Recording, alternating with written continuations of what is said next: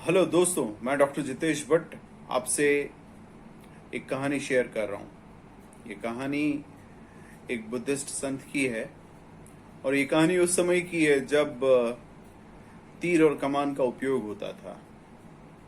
और ये संत भी तीरंदाजी में जाने माने थे। संत की उम्र हो चुकी थी और उस टाइम पे एक नौजवान, वो बंदा भी उसके इलाके में तीरंदाजी में काफी फेमस हो गया था।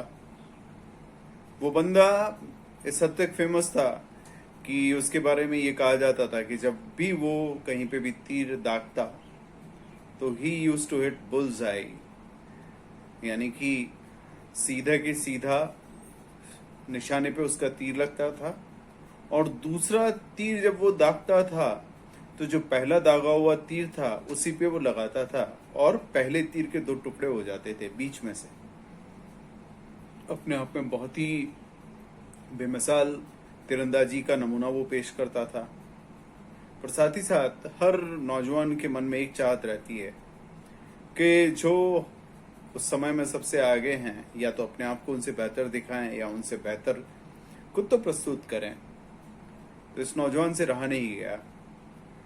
उसने सोचा कि ये बुद्धिस्ट मॉन्क को मैं चैलेंज देता हूं।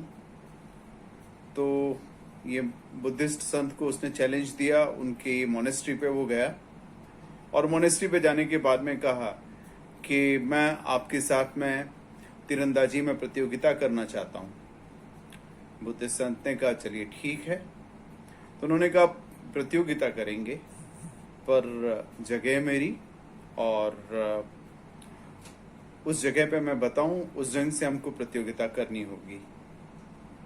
फिर बुद्धिस्ट संत उस नौजवान को लेके जंगल में गए। दोनों के पास में अपने अपने तीर कमान थे। फिर जंगल में वो थोड़ा डीप जंगल में गए और फिर एक क्लिफ यानी कि एक पत्थर की चट्टान जो काफी ऊंची थी और उस चट्टान के एक कोने पे एक असंतुलित लकड़ा था और वो बुद्धिस्ट संत उस असंतुलित लकड़े पे खड़े हुए। जब वो लकड़े पे खड़े हुए तो बड़ी ही सरलता से उन्होंने असंतुलित लकड़े पे वो खड़े हुए और दूर एक वृक्ष के ऊपर जहां निशान उन्होंने बनाया हुआ था वहां पे उन्होंने तीर दाग दिया। तो फिर उसके बाद में ये नौजवान का नंबर आया।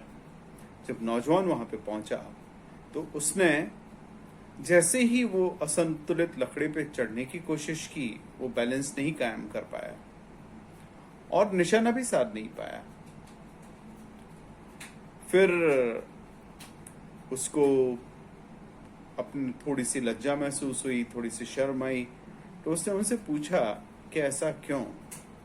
तो बुद्धिस्ट संत ने कहा कि तुम्हारी ताकत, तुम्हारा जो परफेक्शन और शार्पनेस है वो तीर में है, पर साथ ही साथ तीर के साथ में जो दूसरी बहुत ही जरूरी चीज होती है वो रहती है कमान। कमान अपने हाथ में होती है। अपना खुद का इंटरनल बैलेंस जितना सुपीरियर होगा उतना ही सुपीरियर हमारा आउटर परफॉर्मेंस इजीली होगा। कहानी का जो मैसेज है, आउटर परफेक्शन और इनर परफेक्शन जब दोनों सिंक होते हैं या आउटर परफेक्शन और इनर परफेक्शन जब मैच होते हैं तब रियल टाइम सुपीरियोरिटी या रियल टाइम शार्पनेस किसी व्यक्ति में आ सकती है। Thank you very much.